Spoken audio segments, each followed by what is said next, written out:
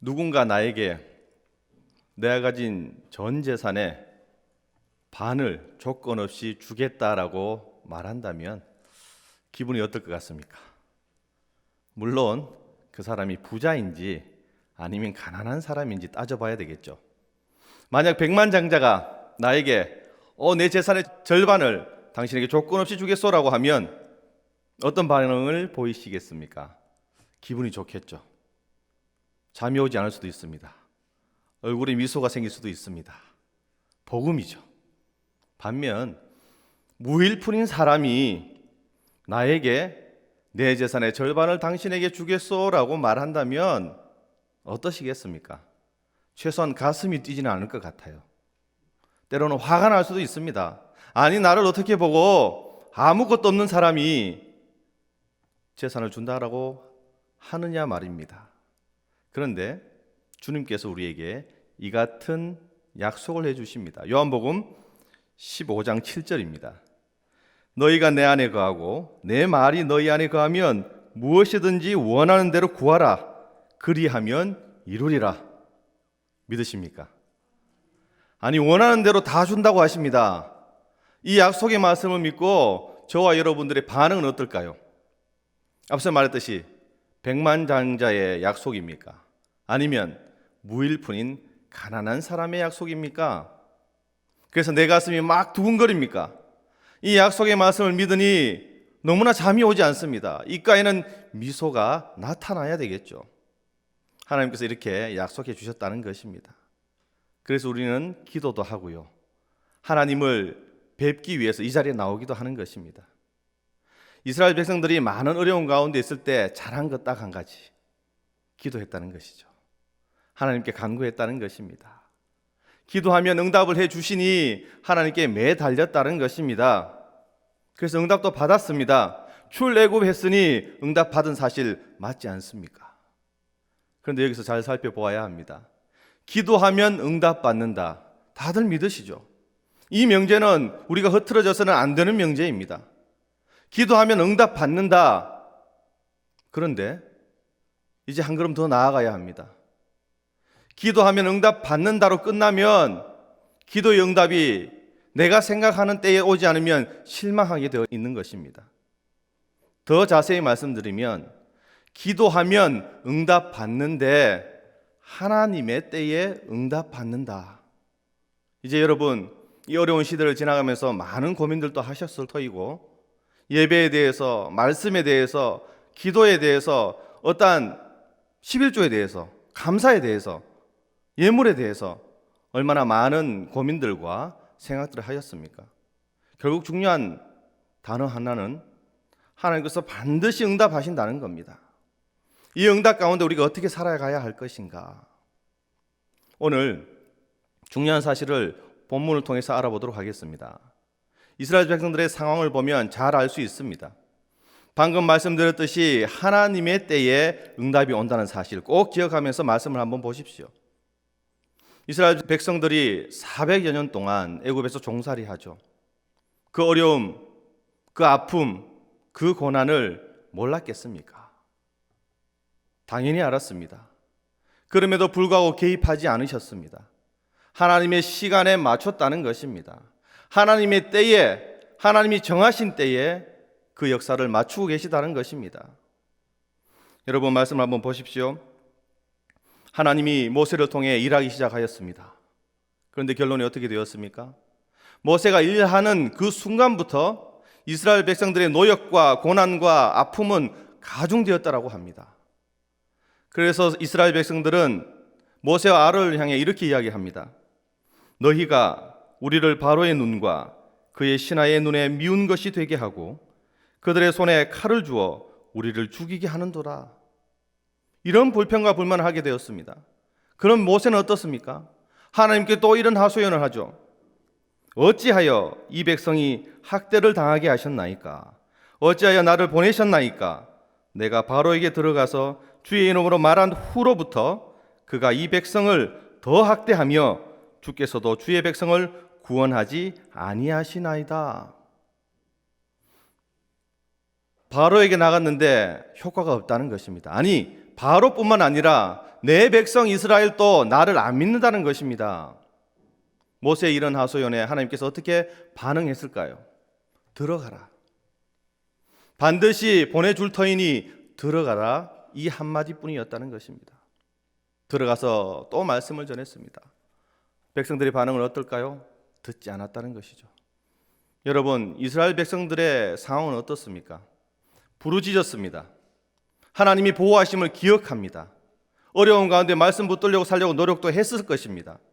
그래서 모세라는 선지자가 왔는데 하나님의 말씀을 대언하는데 우리의 형편이 더 어려워졌습니다. 그래서 원망하기 시작했습니다. 모세의 형편은 어떨까요? 아니, 바로에게 가라니요. 애굽에서 어떻게 뛰쳐나왔습니까? 살인을 하고 도망 나오지 않았습니까? 그리고 80세가 된 노인이 또 다시 가려고 하니 무서운 겁니다.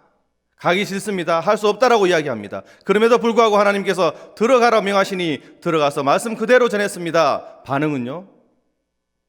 바로뿐만이 아니라 이스라엘 백성들도 내 말을 안 듣는다는 것입니다. 그래서 원망을 합니다. 왜 나를 보내셨습니까? 내가 못 간다고 말하지 아니하였습니까? 이런 상황입니다. 이런 상황 가운데 하나님께서 어떻게 역사하십니까? 이제 우리가 보아야 할 것, 하나님의 역사하심입니다. 하나님은 이 한마디 하시죠. 바로가 반드시 보낼 것이다. 결론을 주었습니다. 그리고 어떻게 해요? 너는 들어가라. 시작을 하셨습니다. 여러분, 이 가운데 이제 무엇이 남았습니까? 결론을 주셨고요. 시작도 하셨습니다. 오늘 본문의 제목처럼 신앙의 과정이 남았다는 것입니다. 이 과정 가운데 우리가 무엇을 쫓아야 하고 무엇을 해야 하고 하나님께서 모세를 통해 이스라엘 백성들을 통해서 무엇을 드러내게 하시는지 우리가 알아야 한다는 것입니다. 출애굽기서에서는요, 두 가지를 이야기합니다. 첫 번째는 하나님의 약속의 말씀인 언약, 이 베리트라는 것이 있고요. 택한 백성을 향한 하나님의 사랑인 헤세드라는 것이 있습니다. 이 두 가지를 항상 이야기하는 것입니다. 하나님이 왜 이스라엘 백성들을 구원하셨나요? 그들이 잘했어요? 아닙니다. 방금 본 이 베리트, 약속 때문에 그렇습니다. 그리고 하나님께서 왜 구원하셨나요? 하나님의 사랑 때문에 그렇습니다. 하나님의 긍휼하심, 은혜 때문에 그렇습니다. 오늘 본문 5절에서도 이런 이야기를 합니다. 이스라엘 자손의 신음소리를 내가 듣고라고 하죠. 오늘 말씀을 통해서 이 두 가지를 통해서 우리 신앙을 한번 점검해보고 하나님의 약속의 말씀이 있는지, 우리는 그 약속의 말씀을 믿고 그 사랑을 깨닫고 있는지 점검하는 시간 되시기를 간절히 축복합니다. 먼저 첫 번째로 하나님의 약속의 말씀이 있습니다. 1절을 다시 한 번 더 보겠습니다. 여호와께서 모세에게 이르시되 이제 내가 바로에게 하는 일을 내가 보리라. 강한 손으로 말미암아 바로가 그들을 보내리라. 강한 손으로 말미암아 바로가 그들을 그의 땅에서 쫓아내리라. 반복해서 나오는 단어가 있죠. 강한 손으로 말미암아, 또한 강한 손으로 말미암아. 벌써 결론을 주셨다는 겁니다. 반드시 내보내게 해줄 터이니 너는 들어가라. 결론을 벌써 주고 시작한다는 것입니다. 여러분, 신앙생활을 하면서 어떤 삶의 자리에 있어야 합니까? 우리는 결론을 받은 사람입니다. 복 받은 사람이죠. 결론을 받은 사람입니다. 어떻게 보면 복 달라고 하지 않아도 하나님께 주시겠다고 하는 복이 있다는 겁니다. 결론이 났습니다. 그리고 벌써 시작되었습니다. 이제 이 과정이 남았다는 겁니다. 앞서 말씀드렸듯이 이스라엘 백성들의 불평과 불만, 그리고 모세의 불만, 이 불만을 통해 우리는 어떤 모습을 가지고 있습니까? 나는 어떠합니까? 여호와는 나의 목자시니 내게 부족함이 없으리로다. 부족한 것 없습니까? 또한 출애굽기 15장 26절의 말씀처럼 이르시되 너희가 너희 하나님 나 여호와의 말을 들어 순종하고 내가 보기에 의를 행하며 내 계명에 귀를 기울이며 내 모든 규례를 지키면 내가 애굽 사람에게 내린 모든 질병 중 하나도 너희에게 내리지 아니하리니 나는 너희를 치료하는 여호와임이라. 치료의 하나님을 믿으십니까?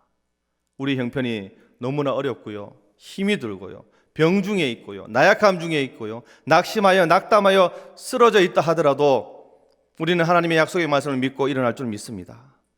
시편 23편 6절의 말씀을 꼭 기억하시길 바랍니다. 내 평생의 선하심과 인자하심이 반드시 나를 따르리니 내가 여호와의 집에 영원히 살리로다. 여러분, 변치 않는 것이 이 말씀 아니겠습니까?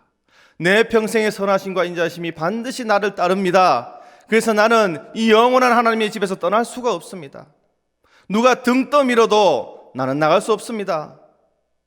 이 고백이 있을 때 우리는 견뎌낼 줄 믿습니다. 오늘 본문 한번 보십시오. 3절에서도 전능하신 하나님을 소개합니다. 4절에서도 땅을 주신다라고 이야기합니다. 5절에서도 그 언약을 하나님께서 기억하신다라고 하시죠. 6절에 보면 지금 힘들어 죽겠다라고 하는 그 백성들에게 너희를 속량하겠다고 말씀하십니다. 결국 7절에서 애굽 사람의 무거운 짐 밑에서 너희를 구원해내겠다라고 이야기합니다. 여러분, 이 짧은 9절, 3절, 4절, 5절, 6절, 7절 가운데 하나님이 얼마나 많은 약속을 해주겠습니까? 나는 이런 하나님이다. 너희들 구원하겠다. 너희를 속량하겠다. 정말 끊임없이 하나님께서 말씀하고 계십니다. 그런데 이스라엘 백성들의 반응은 어떨까요? 분명히 전능하신 하나님, 오늘 본문에 나오는 엘샤다이의 하나님을 부르짖었을 것입니다. 아니, 부르짖었습니다. 그런데 그들은 반쪽짜리 하나님을 부르짖고 있었다는 것입니다. 하나님을 기억하고 부르짖었지만 그 하나님이 어떤 하나님인지 몰랐다는 것입니다. 내가 기억하고 기도하는 이 모든 것으로 인하여서 하나님이 나에게 와주길 원했다는 것이죠. 무슨 말씀을 드립니까? 하나님의 뜻을 구하지 않았다는 겁니다. 단지 내가 힘드니, 내가 어려우니 내 형편 아시는 주님께서, 전능하신 하나님께서 이 형편을 좋게 해 주십시오, 이렇게 기도하고 끝났다는 겁니다. 한 걸음 더 나아가야 되죠. 하나님이 이 고난을 통해서 나에게 무엇을 원하십니까? 내가 어떻게 하시길 원합니까? 나는 어떤 기도를 해야 합니까? 나는 어떤 행동을 해야 합니까? 이렇게 물어야 하는데 단순히 하소연만 하고 끝났다는 것입니다. 흥미롭게도 오늘 말씀을 보면 타성에 젖어 있는 이스라엘 백성들을 볼 수 있었습니다. 여러분 또 많이 반성하셨죠? 이러한 어려움을 통해서 무엇을 반성하였습니까? 아, 내가 타성에 젖어 있었구나. 이렇게 예배 드리면 이렇게 행복할 줄이야. 우리 교우들을 보는 이 눈맞춤이 이렇게 아름다울 줄이야. 그렇지 않습니까? 마찬가지입니다. 이스라엘 백성들도 노예 생활하다 보니 타성에 젖었습니다. 조금만 힘들면 숨어버렸습니다. 하나님 불렀지만 그 하나님이 어떤 하나님인지, 하나님이 나에게 무엇을 원하는지 관심이 없었습니다. 그저 일하면 일하는 대로, 밥을 주면 밥을 주는 대로. 그들이 고난이 더해질 때 그렇게 원망했지만 결국 하나님은 그 고난을 통해서 전능하신 하나님의 모습을 나타내셨다는 것입니다. 어떻게 보면 더 고난이 가해지지 않았더라면 그들은 계속 거기 안주했을지도 모릅니다. 아, 이제는 죽겠다. 더 이상 애굽에서는 못 살겠다. 그래서 나가야 되겠다. 이 생각이 들 때까지 하나님께서 고난을 주시는 것입니다. 우리는 기억하시기 바랍니다. 베드로전서 5장 10절의 말씀입니다. 모든 은혜의 하나님 곧 그리스도 안에서 너희를 부르사 자기의 영원한 영광에 들어가신 이가 잠깐 고난을 당한 너희를 친히 온전하게 하시며 굳건하게 하시며 강하게 하시며 터를 견고하게 하시리라. 하나님께서 주신 고난은 잠깐 주시는 고난일 줄 믿습니다. 이 잠깐 주시는 고난으로 말미암아 하나님의 은혜를 더 깨달아야 한다는 것입니다. 조지 뮬러가 이런 말을 했습니다. 신앙이 시작되는 곳에는 염려가 끝나고 염려가 시작되는 곳에는 신앙이 끝난다. 마음에 와닿는 말이죠. 내 신앙이 앞서게 되면, 내 믿음이 앞서게 되면 내 염려가 뒤로 가게 되는 것이고요, 내 염려가 앞서면 내 신앙이 뒤로 가는 것입니다. 여러분 어느 시점에 있습니까? 신앙이 앞서면 염려가 뒤로 가게 되어 있습니다. 끝나게 되어 있습니다. 하지만 염려가 앞서면 신앙이 끝이 나버리죠. 예를 하나 들어볼까요? 그림을 하나 보겠습니다. 이게 뭔 줄 아십니까? 네, 피레침입니다. 뭘 하는 내용입니까? 이게 뭐 하는 물건입니까? 번개, 천둥이 치면 이 피레침을 통해 맞으면 밑으로 이렇게 분산시키는 것이죠. 우리 성도들은 이 피레침과 같은 모습을 가져야 합니다. 아니, 힘이 있다는 것입니다. 보기에는 조그만 쇳덩이 같습니다. 저것이 무슨 역할을 하겠습니까? 별것 아닌 것 같습니다. 그럼에도 불구하고 번개나 이런 천둥이 치면 이것을 통해 힘이 다 분산되는 것이죠. 다 흡수할 수 있다는 것입니다. 우리 신앙인이 이런 존재라는 것입니다. 여러분, 어렵다 하지만 이 어려움에 낙뢰와 벼락이 치더라도 피레침과 같은 역할을 가지면, 힘을 가지면 우리는 견뎌낼 줄 믿습니다. 하나님의 약속의 말씀이 반드시 있습니다. 그 약속의 말씀을 따라가다 보면 힘이 생기는 것이고요, 능력 얻어 이겨낼 줄 믿습니다. 두 번째로 택한 백성을 향한 하나님의 사랑이 있습니다. 5절입니다. 이제 애굽 사람이 종으로 삼은 이스라엘 자손의 신음소리를 내가 듣고 나의 언약을 기억하노라. 오늘 말씀을 보면서 눈여겨보아야 할 단어가 있는데요, 4절과 8절에 나오는 땅이라는 단어입니다. 가나안 땅, 주기로 맹세한 땅, 하나님께서 이 땅 이야기를 합니다. 믿음의 백성은 가나안 땅으로 들어가는 백성이죠. 믿음의 백성은 땅을 소유하는 백성입니다. 그래서 우리가 가야 하는 거죠. 신앙의 과정이 있고 여정을 지나서 가나안 땅에 안착을 해야 하는 것입니다. 이스라엘 백성들의 모습을 보십시오. 본래 자기 땅이 없었습니다. 애굽에 있을 때는 아무리 열심히 하고 아무리 경작을 잘해도 내 것이 아니죠. 내 땅이 아니기 때문에 그렇습니다. 그런데 하나님께서 그들을 이끌어내시고 광야 중에서도 내 땅이 아니었지만 가나안 땅, 비옥한 땅, 젖과 꿀이 흐르는 땅, 그 땅을 우리에게 주신다는 것입니다. 얼마나 감격이 됩니까? 땅이 없는 사람에게 땅을 준다라고 이야기합니다. 앞으로 어떤 일이 생길까요? 그 땅을 통해서 소산물이 생길 것입니다. 그 소산물로 말미암아 추수의 감사를 드리겠죠. 여러분, 여기서 잘 생각해 보십시오.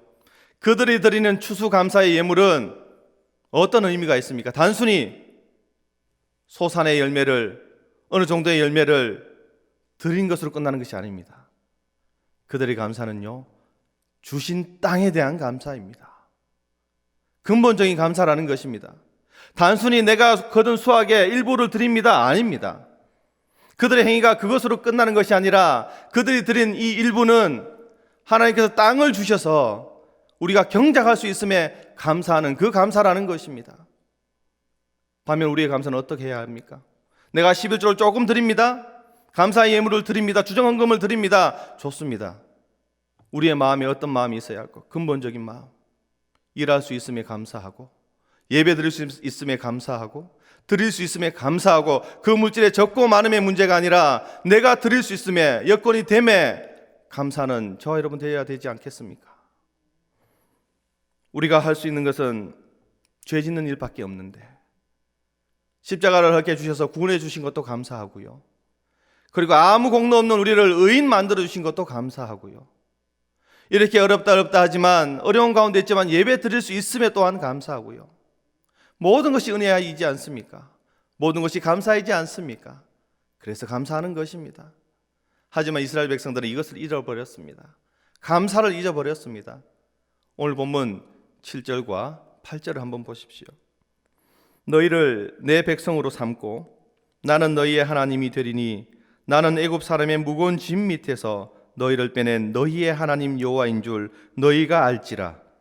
내가 아브라함과 이삭과 야곱에게 주기로 맹세한 땅으로 너희를 인도하고 그 땅을 너희에게 주어 기업을 삼게 하리라. 나는 여호와라 하셨다 하라. 이 선포된 말씀이 이스라엘 백성들에게 어떤 느낌으로 다가와야 합니까? 복음이죠. 아니, 갇혀 살고 어려운데 하나님께서 내 백성 삼아 주시겠다라고 말씀합니다. 이런 말씀이 더 어디 있습니까? 그들에게는 기쁜 소식이요, 희망이요, 생명이요, 정말 살아있는 말씀입니다. 이보다 더 좋은 말씀이 어디 있습니까? 너희들을 이끌어내겠다라고 하는데요, 하나님이 자녀 삼아 주시겠다라고 이야기하는데, 문제는 그들의 반응입니다. 믿지 않습니다. 받아들이지 않습니다. 복음을 내 것으로 만들지 않습니다. 아무리 살아있는 말씀이 선포돼도 내가 반응하지 않는다는 것입니다. 글쎄요 라고 하는 것이죠. 이유가 무엇일까요? 오늘 9절 말씀에 이유가 있습니다. 눈으로 보시면 마음이 상해서라고 그럽니다. 이 내가 마음이 상해서 복음의 말씀이 들리지 않는 것입니다. 내 마음이 상해서 하나님의 말씀이 귓가에 오지 않습니다. 내 마음이 상해서 더 이상 듣기 싫은 겁니다.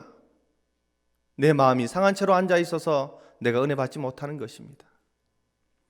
오늘 성경에 보면 마음이 상했다는 내용을 잘 알아야 합니다. 마음이란 내용은요, 루아흐라고 해서 호흡, 바람, 영, 성령이라고 할 때도 이 단어를 씁니다. 상했다는 의미는 코체르라고 해서 짧음, 부족, 참을 수 없음이라고 합니다. 여러분, 단순히 마음이 상했다라고 하니 내 기분이 상했어, 아닙니다. 성경에서 말하는 마음이 상했다는 말은 영적인 호흡이 끊어진 상태, 영적으로 충만하지 못하고 정말 부족한 상태, 그 상태가 되었다는 것입니다.